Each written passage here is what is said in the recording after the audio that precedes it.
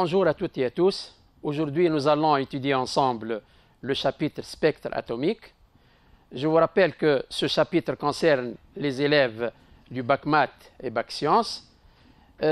Avant de commencer ce chapitre, je vous rappelle que ce travail est élaboré par moi-même, Abdel Fattah Al-Mqaddam, professeur au lycée Mahmoud El-Mesadi Bardou, sous la supervision de Monsieur l'inspecteur général de l'éducation, Monsieur Ali Nouiri.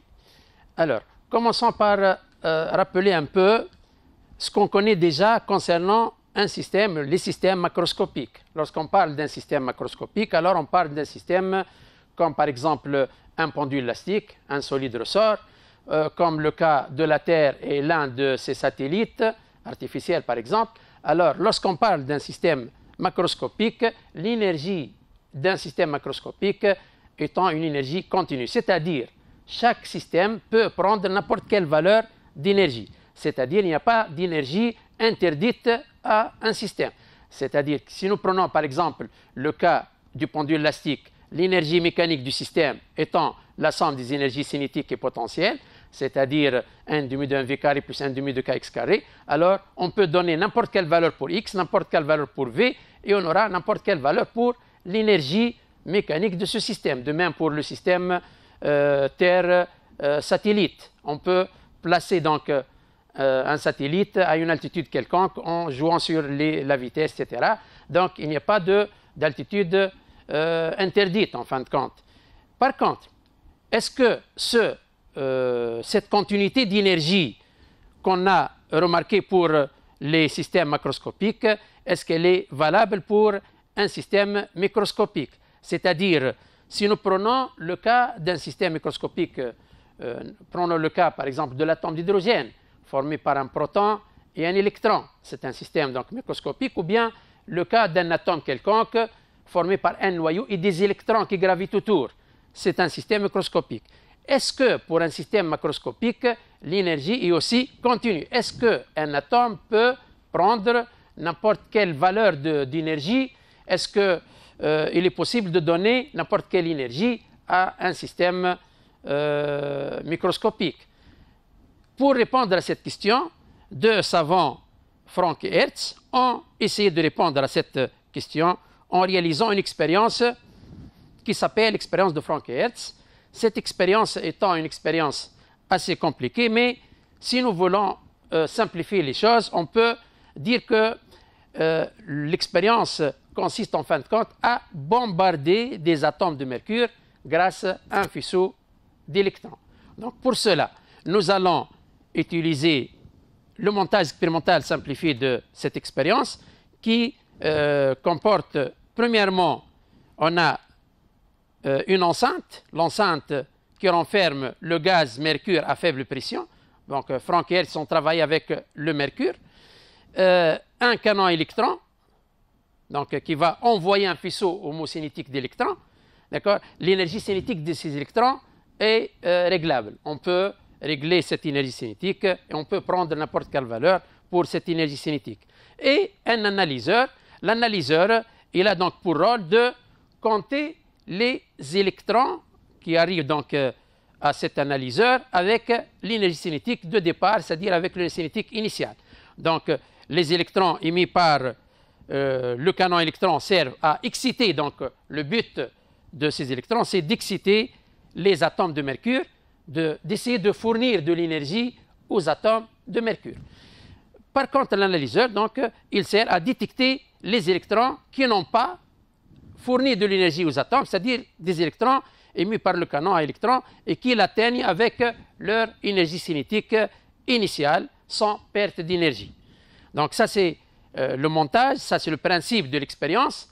Quel est le résultat de cette expérience? Bon, le résultat de cette expérience a permis de tracer une courbe qui correspond au rapport NC sur NE en fonction de EC0. C'est quoi NC et c'est quoi NE? Commençons par EC0. EC0 étant l'énergie cinétique initiale des électrons émis par le canon, d'accord, qui va être réglable. Donc, nous allons commencer par EC0 égale à 0 et on va augmenter cette énergie cinétique. D'accord? NE étant le nombre d'électrons émis par le canon pendant une seconde. C'est le nombre émis par le canon pendant une seconde. NC, c'est le nombre d'électrons qui arrivent à l'analyseur pendant une seconde avec l'énergie cinétique de départ EC0. C'est-à-dire, en d'autres termes, le NC étant le nombre d'électrons qui n'ont pas cédé de l'énergie, d'accord, aux atomes de mercure. NE, c'est le nombre total. NC, le nombre d'électrons qui arrivent sans perte d'énergie. Alors, l'expérience a montré que tant que EC0 est inférieur à 4,9 électronvolts, le rapport NC sur NE est égal à 1. C'est-à-dire aucun des électrons n'a fourni de l'énergie à l'atome de mercure. Et à partir de 4,9 électronvolts, on remarque une chute donc de ce rapport. Le rapport NC sur NE décroît brusquement et devient nettement inférieur à 1, c'est-à-dire à partir de 4,9 électronvolts, les électrons maintenant ont fourni de l'énergie à l'atome, c'est-à-dire l'atome a reçu une quantité d'énergie égale à 4,9 électronvolts. Mais avant tout, c'est quoi l'électronvolt? Je vous rappelle, l'électronvolt, pourquoi on utilise l'électronvolt? Normalement, l'énergie, on l'utilise toujours en joules. Dans le cas d'un système macroscopique, lorsqu'on travaille dans le cas d'un pendule élastique, lorsqu'on exprime l'énergie mécanique, on l'exprime en joules.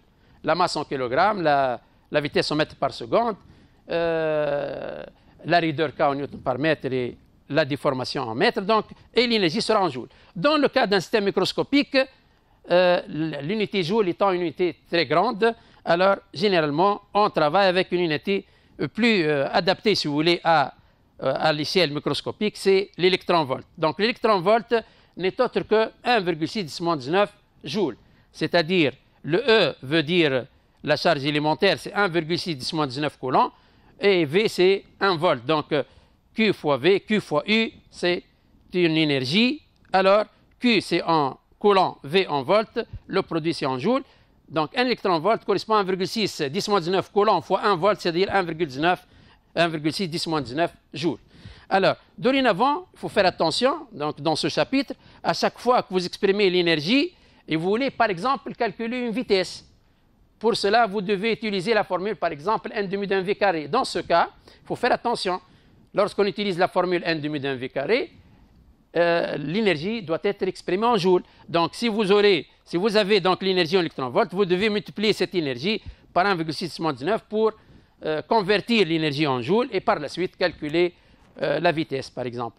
Alors, donc, si nous voulons récapituler un peu les choses, pour EC0 inférieur à 4,9 électronvolts, le rapport NC sur NE est égal à 1. Aucun atome de mercure n'est excité, c'est-à-dire aucun atome n'a pu absorber de l'énergie. Et à partir de 4,9 électronvolts, le rapport devient inférieur à 1, c'est-à-dire certains atomes ont absorbé de l'énergie. Si vous voulez, on peut même voir donc l'animation suivante qui peut expliquer un peu les choses. On a le canon électron et on a l'analyseur. Les boules vertes représentent l'atome d'hydrogène et les taches bleues sont les électrons. On va bombarder les atomes de mercure. On va bombarder les atomes de mercure avec les électrons. Alors, on va voir qu'est-ce qui se passe au départ lorsque l'énergie est inférieure à 4,9 électronvolts. Vous voyez, tous les électrons arrivent sans perdre de l'énergie. À partir de 4,9 électronvolts, maintenant, certains électrons vont perdre de l'énergie et l'analyseur ne va compter qu'un nombre d'électrons plus petit. D'accord? Donc, ce qui explique en fin de compte qu'à partir de 4,9 électronvolts, l'atome de mercure va pouvoir recevoir de l'énergie. Donc, l'énergie reçue par l'atome de mercure n'est autre que 4,9 électronvolts et non pas 4,85 par exemple. Même 4,89 par exemple, ça ne marche pas. C'est à partir de 4,9, exactement 4,9, on aura donc transfert d'énergie. Donc, le transfert d'énergie entre l'atome et le milieu extérieur ne peut prendre que des valeurs discrètes et uniques, c'est-à-dire des valeurs bien déterminées. non pas n'importe quelle valeur. Et par la suite, le fait que ce transfert d'énergie est discrète et bien déterminé, cela veut dire que l'atome possède des énergies bien déterminées. Donc l'énergie de l'atome aussi est discontinue, c'est-à-dire l'énergie de l'atome est aussi discrète, c'est-à-dire nous disons dorénavant, ce mot donc vous devez l'apprendre, nous disons que l'énergie de l'atome est quantifiée, d'accord? Donc l'énergie de l'atome est quantifiée, cela veut dire que l'énergie de l'atome ne peut prendre que des valeurs discrètes et non pas n'importe quelle valeur. C'est différent du système macroscopique où le système peut prendre n'importe quelle valeur d'énergie. Pour ce système microscopique, le cas de l'atome, on a donc un système dont l'énergie varie par saut, c'est-à-dire on ne peut pas avoir n'importe quelle valeur d'énergie pour ce système. Alors, ça c'est, si vous voulez, si on veut conclure, nous disons que chaque valeur particulière d'énergie correspond à un niveau d'énergie. C'est-à-dire on peut dire que l'atome possède des niveaux d'énergie. Les niveaux d'énergie de l'atome, on va les représenter par des traits horizontaux, d'accord? Des paliers horizontaux. Ces paliers horizontaux représentent à chaque fois l'énergie de l'atome. Donc, on va prendre un axe, donc ces paliers horizontaux sont représentés sur un axe d'énergie orientée vers le haut, c'est-à-dire l'énergie va être faible en bas et l'énergie augmente à chaque fois qu'on monte vers le haut. Et les niveaux d'énergie vont être représentés par des traits horizontaux qui représentent en fin de compte les niveaux d'énergie. Alors ça c'est le niveau d'énergie le plus bas, puis on a d'autres niveaux d'énergie plus grands que cette énergie, donc jusqu'à une certaine valeur d'énergie où l'atome sera ionisé. On va revenir à ça. Maintenant, est-ce que c'est possible pour l'atome de passer d'un niveau d'énergie à un autre? Est-ce qu'il est possible que l'atome passe d'un niveau d'énergie à un autre? On a vu maintenant dans l'expérience de Frank et Hertz que c'est possible que l'atome absorbe de l'énergie à partir de l'énergie cinétique de l'électron, et grâce à un apport d'énergie, l'atome peut passer d'un niveau d'énergie EP, d'accord? EP, ça c'est EP, par exemple, disons EN et EP. Alors, disons que c'est EP supérieur à EN, alors si l'atome reçoit de l'énergie, alors il passe d'un niveau d'énergie EN à un niveau d'énergie EP plus grand. Donc, dans ce cas, la variation d'énergie delta E est positive. D'accord? La variation d'énergie est positive puisque on a dit que l'axe des énergies est orienté vers le haut. Ça, c'est l'énergie en électronvolts est orientée vers le haut. Alors, l'énergie EP va être supérieure à EN. EP supérieur à EN. Et on sait que la variation, c'est toujours énergie finale moins énergie initiale. Donc, delta E va être finale, c'est EP moins initiale EN, ce qui donne en tout une variation d'énergie positive. Donc, c'est pour ça que l'atome va recevoir apport d'énergie, ce qui donne ce passage du niveau N à un niveau P. Maintenant, le cas inverse, c'est-à-dire si on veut faire l'inverse, on veut représenter, voilà, donc si on veut représenter, on veut observer, voilà, donc si nous voulons faire l'inverse maintenant, observer donc une descente du niveau, c'est-à-dire on passe d'un niveau élevé vers un niveau plus bas, c'est-à-dire suite à une perte d'énergie, on peut revenir donc du niveau EP au niveau EN. D'accord? Donc, il s'agit dans ce cas d'une émission d'énergie. Donc, on peut avoir l'absorption d'énergie comme on peut avoir l'émission d'énergie. L'absorption aura lieu lorsqu'on a un apport d'énergie à l'atome et la perte d'énergie de l'atome va s'accompagner de l'émission d'énergie. Alors, lorsqu'on parle de ce passage d'un niveau à un autre, on va l'appeler dorénavant transition. Donc, on parle de transition. La transition atomique est tout passage de l'atome d'un niveau d'énergie à un autre. Donc, on connaît maintenant que l'énergie de l'atome est quantifiée et on connaît qu'il est possible de passer d'un niveau à un autre en donnant, donc en fournissant de l'énergie à l'atome, ou bien au contraire, lorsque l'atome perd de l'énergie, on peut passer à un état d'énergie plus bas. Alors, on va passer maintenant à ce qu'on appelle le spectre lumineux. Nous allons étudier ce qu'on appelle le spectre lumineux. Maintenant, on connaît que l'atome et tout système microscopique donc, ne se comporte pas comme les systèmes macroscopiques. Donc, l'énergie, son énergie est discontinue.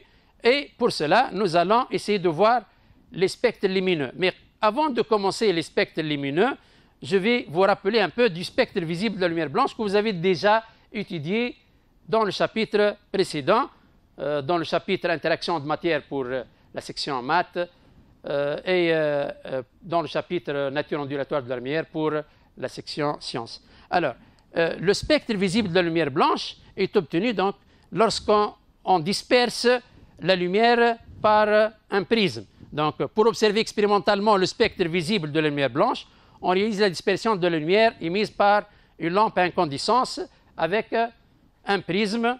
Et bien sûr, nous devons avant tout, voilà le dispositif complet, une lampe à filament, par la suite un diaphragme à fente réglable pour orienter la lumière, une lentille convergente qui converge la lumière vers ce prisme, et par la suite on a l'écran et on va observer sur l'écran le spectre de la lumière blanche. Une fois que la lumière traverse donc le prisme, on va avoir le phénomène de dispersion, et sur l'écran on observe un spectre d'émission qui comporte toutes les couleurs de l'arc-en-ciel, c'est-à-dire un spectre continu. C'est un spectre continu qui comporte toutes les couleurs du rouge au violet. Donc on parle de lumière polychromatique. Une lumière polychromatique, c'est-à-dire qui comporte une infinité de couleurs, alors que s'il s'agit d'une lumière monochromatique, c'est-à-dire une seule couleur, c'est une lumière monochromatique. Donc le spectre produit par la lumière émise par un corps chaud est un spectre d'émission continue. Donc tout corps chaud, une fois chauffé, il émet de la lumière, et cette lumière comporte toutes les radiations, donc du rouge au violet, de même des radiations ultraviolettes, des radiations infrarouges. Bien. Alors, on va définir le spectre d'émission comme étant un spectre d'émission est un spectre produit par la lumière directement émise par une source. C'est-à-dire, vous avez une source, la lumière émise par la source va vous donner le spectre d'émission. S'il s'agit d'une source, s'il s'agit d'une lampe à filament, alors, dans ce cas, on obtient le spectre d'émission de la lumière blanche, un spectre continu. Maintenant, la question qui se pose, est-ce que si on utilise une lampe spectrale, une lampe à vapeur de sodium ou à vapeur de mercure, si on change la lampe à filament par une lampe spectrale, dans ce cas, est-ce que de même on aura un spectre visible, un spectre continu? Donc, c'est cette question qu'on va, c'est à cette question qu'on va répondre. Pour cela, nous allons réaliser l'expérience suivante pour voir donc le spectre d'émission d'une lampe à vapeur de sodium ou de mercure, à vapeur à un gaz quelconque. Alors, dans ce cas, nous prenons le cas d'une lampe à vapeur de sodium. Le dispositif comporte une lampe à vapeur de sodium, bien sûr notre diaphragme, la lentille, le prisme et l'écran. Qu'est-ce qu'on trouve dans ce cas? Eh bien, on trouve un spectre différent de celui de la lumière blanche, c'est-à-dire on n'a pas cette fois toutes les couleurs de l'arc-en-ciel, c'est-à-dire du rouge au violet plutôt, on a uniquement quelques couleurs, quelques radiations, la radiation rouge, de raies jaunes, la radiation verte, bleue, etc., violette. Alors, ça c'est le spectre de la lampe à vapeur de sodium. Donc, vous voyez bien que c'est un spectre discontinu. Donc, c'est un spectre discontinu, ce n'est pas un spectre continu. Donc, le spectre obtenu est discontinu. Le spectre obtenu ne comporte qu'un nombre restreint de lignes colorées, c'est-à-dire, nous allons dorénavant appeler ces lignes par raies. Donc, il ne comporte qu'un nombre restreint, limité de raies colorées. Ici, on a donc 4 couleurs. 2 raies jaunes et 3 raies, et 5 couleurs en fin de compte, 2 raies jaunes et une raie rouge, une raie verte, une raie bleue et une raie violette. Bien. Maintenant, si on change la lampe de sodium par une lampe de mercure, par exemple, est-ce qu'on aura le même spectre? Eh bien, l'expérience montre qu'on aura un spectre, de même un spectre de raies, mais cette fois, un spectre différent de celui de l'atome de la vapeur de sodium. Vous voyez bien que les raies qu'on a obtenues dans ce cas sont différentes de celles obtenues dans le cas de la lampe à vapeur de sodium. Donc, nous pouvons dire, on peut maintenant affirmer que chaque atome possède son propre spectre d'émission. Donc, on n'a pas le même spectre pour le mercure et pour le sodium, par exemple. Donc, chaque raie correspond à une radiation monochromatique de longueur d'onde bien déterminée. Chaque raie correspond à une radiation monochromatique qui possède une fréquence et une longueur d'onde bien déterminée. Et le spectre de d'émission permet d'identifier une entité chimique. Tout simplement parce que chaque entité chimique possède un spectre qui l'identifie, si vous voulez. On peut dire que ce spectre représente la signature de cette entité chimique. D'accord? En conclusion, on peut dire que tout élément chimique est caractérisé par un spectre de raies appelé spectre d'émission. Donc, le spectre d'émission peut caractériser l'élément chimique, puisqu'on n'a pas deux éléments chimiques qui ont le même spectre d'émission. D'accord? Donc, si maintenant on passe à notre cas, c'est le cas de ce qu'on appelle spectre d'absorption. C'est-à-dire, au lieu que l'atome émet de l'énergie, nous voulons maintenant la transition inverse. L'atome reçoit de l'énergie. Dans ce cas, spectre d'absorption, on commence par définir le spectre d'absorption. Un spectre d'absorption est un spectre de la lumière obtenue après traversée de cette substance par la lumière blanche. C'est-à-dire, lorsque la lumière blanche traverse cette substance, alors, une fois que la lumière passe à travers la substance, on aura, si on disperse cette lumière à l'aide du prisme, on aura le spectre d'absorption. Donc, dans ce cas, pour obtenir expérimentalement le spectre visible de la lumière blanche, alors on va faire traverser la lumière blanche, on va traverser cette vapeur métallique ou bien ce gaz par la lumière blanche et disperser par la suite cette lumière à l'aide du prisme. Alors, nous allons utiliser une lanterne, c'est-à-dire une lampe à filament, qui va donner une lumière polychromatique. On utilise donc le diaphragme. Par la suite, on place notre gaz ou bien notre vapeur métallique devant ce faisceau de lumière. On place par la suite notre lentille convergente et on a le prisme et par la suite l'écran. Si maintenant la lumière blanche passe, la lumière polychromatique passe à travers cette substance, cette matière, donc cette vapeur, voilà, ce gaz, si vous voulez, correspondant au sodium par exemple, alors qu'est-ce qu'il se passe exactement? On obtient sur l'écran le spectre suivant. On obtient un spectre. Dans le cas par exemple de l'atome de sodium, on aura un spectre d'absorption de ce genre. Et pour le cas de l'atome de mercure, on obtient le spectre d'absorption, bien sûr, différent de celui de sodium. Mais les deux spectres d'absorption sont des spectres maintenant formés par une, si vous voulez, la couleur de, si vous voulez, le spectre de la lumière blanche, mais avec des raies noires là-dessus, donc des cannelures. Nous disons qu'on a des cannelures sur le spectre visible de la lumière blanche. Donc le spectre de la lumière obtenu est constitué de raies noires se détachant sur un fond coloré. Ce spectre, on va l'appeler spectre de raies d'absorption. L'autre, c'est le spectre de raies d'émission. Celui-là est un spectre de raies d'absorption. Alors, le spectre d'émission correspond au spectre visible de la lumière blanche avec des cannelures, avec des raies noires. Donc, si on élimine les cannelures noires, on obtient le spectre de la lumière blanche. Donc, les cannelures, au-dessus de ce spectre, on obtient le spectre d'absorption, au contraire de celui d'émission où on a un fond noir et des raies colorées. Ici, on a un fond coloré et des raies noires. Bien. Maintenant, si on généralise, alors, si nous prenons le spectre d'émission et le spectre d'absorption, bien sûr, le spectre d'émission, c'est celui-là, un spectre noir, donc un fond noir avec des raies colorées, et celui-là, c'est le spectre d'absorption, donc des raies noires dans un fond coloré.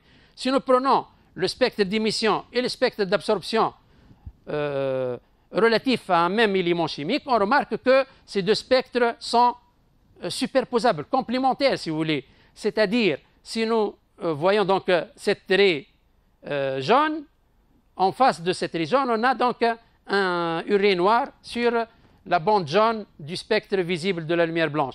Donc, le spectre d'émission et le spectre d'absorption sont les deux spectres caractérisent l'élément chimique en question, et ces deux spectres sont superposables, c'est-à-dire les cannelures d'absorption et si on ajoute les raies visibles du spectre d'émission, au spectre d'absorption, on aura le spectre de la lumière blanche, puisque ça se complète pour former toutes les radiations. C'est-à-dire, les radiations présentes dans le spectre d'émission sont des radiations manquantes dans le spectre d'absorption. D'accord? Bien. Maintenant, donc, le spectre d'émission ou d'absorption constitue la signature, ou on peut dire de même, c'est la carte d'identité de l'élément chimique. Un élément chimique absorbe les radiations qu'il est capable d'émettre, c'est-à-dire les radiations émises par la substance chimique, l'élément chimique, sont des radiations que cette substance peut l'absorber. D'accord? Il caractérise en quelque sorte cet élément. Donc, un élément chimique absorbe les radiations qu'il est capable d'émettre et il est caractérisé par son spectre d'émission et celui d'absorption. Bon, un récap, si vous voulez. Nous avons dit que une lampe spectrale, c'est une lampe qui possède un spectre discontinu, appelé aussi spectre de raies. Donc, le spectre de raies, c'est un spectre discontinu. Deuxièmement, les spectres d'émission atomique sont formés de raies fines et colorées sur un fond noir. Ça, c'est le spectre d'émission. Des raies fines colorées sur un fond noir. Et les spectres d'absorption atomique sont formés par des raies fines sur un spectre continu de la lumière, donc le spectre continu de la lumière blanche. Chaque raie spectrale correspond à une radiation de longueur d'onde bien précise, bien déterminée. Donc, finalement, l'atome, c'est une entité à l'échelle microscopique, possède donc des caractéristiques différentes en quelque sorte du comportement des systèmes à l'échelle macroscopique. Donc, c'est un comportement qui n'est pas expliqué par la mécanique classique. C'est un système, si vous voulez, qu'on doit expliquer autrement. Donc, nous devons par la suite expliquer, interpréter ces observations. Pour cela, donc, je vous laisse pour la prochaine séance où on va interpréter ces observations, interpréter la quantification de l'énergie de l'atome, interpréter pourquoi on a des raies noires sur le spectre visible de la lumière blanche et pourquoi on a des raies colorées dans le spectre d'émission d'un atome. Donc, je vous remercie et bon courage.